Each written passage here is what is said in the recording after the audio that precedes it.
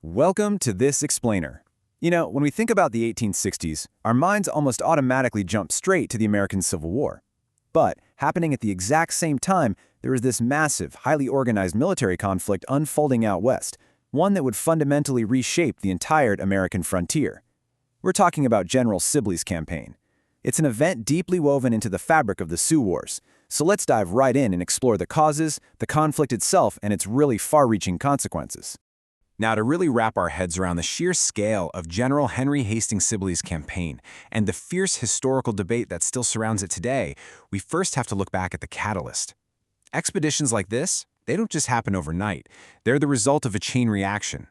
To see exactly how a local conflict in Minnesota transformed into a massive march across the Dakota Plains, we need to look at what actually set the powder keg off. So let's start with the roots of the campaign, specifically the Dakota War of 1862. Imagine facing profound economic hardship, which was heavily compounded by a long, frustrating string of broken treaties. A major breaking point hit when U.S. government annuity payments were delayed. These shattered promises culminated in the 1862 Dakota War, also known as the Sioux Uprising, right there in the Dakota Territory. Ultimately, that conflict ended in defeat for the Dakota forces, who were led by Thyati Duta at the Battle of Wood Lake. Following this defeat, and the mass trials that came after, many Dakota families and fighters fled their homelands. They pushed westward into the vast Dakota Territory, just desperately trying to escape further violence and pursuit. Moving on to Sibley's punitive mission and how the military mobilized for the Dakota Territory.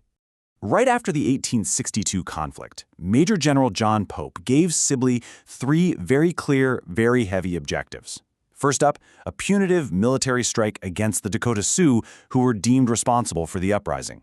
Second, lock down the frontier and prevent absolutely any further incursions into Minnesota settlements. And third, and this is perhaps the most consequential one, establish a firm U.S. military presence that would actively pave the way for westward expansion. 2,000 men. To pull off this grand objective, Sibley mobilized an incredibly large force of roughly 2,000 soldiers.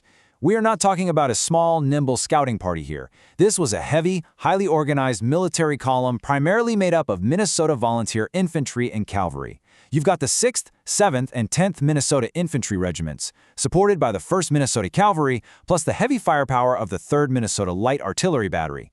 They even marched with about 70 Native American and Métis scouts just to navigate the rough terrain. When you look at the two sides, the scale of this conflict was frankly incredibly lopsided.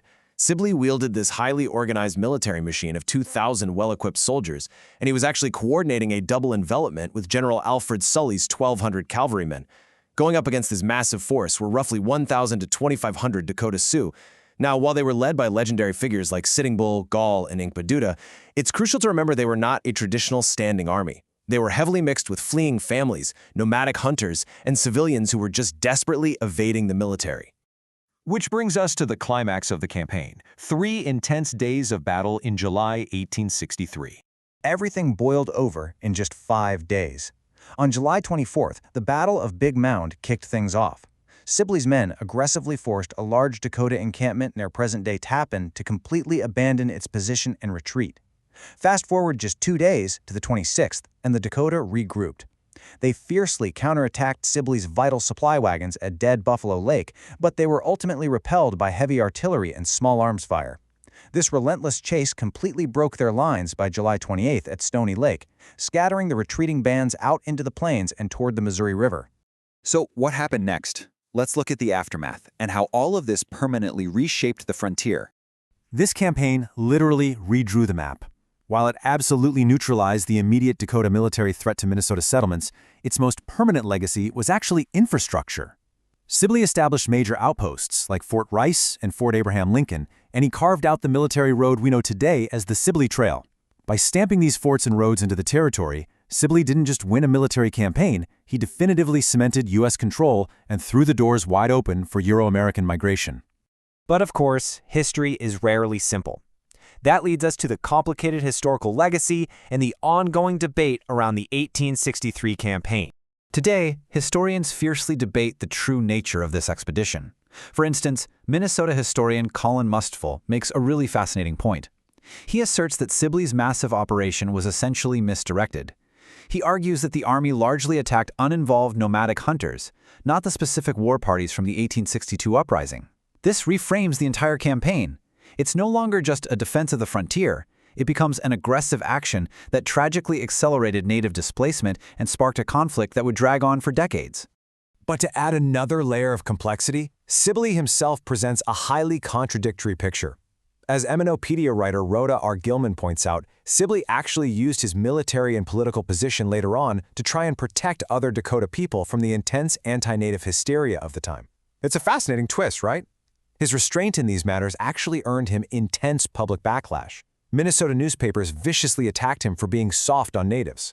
It's a stark reminder of just how incredibly volatile and aggressive the political climate of the 1860s frontier really was.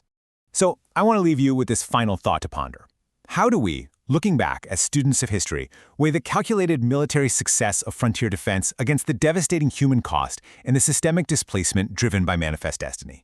It's a heavy question, for sure, but it's one that sits at the very heart of the Sioux Wars and, frankly, the making of the American West. Thanks for joining me for this explainer.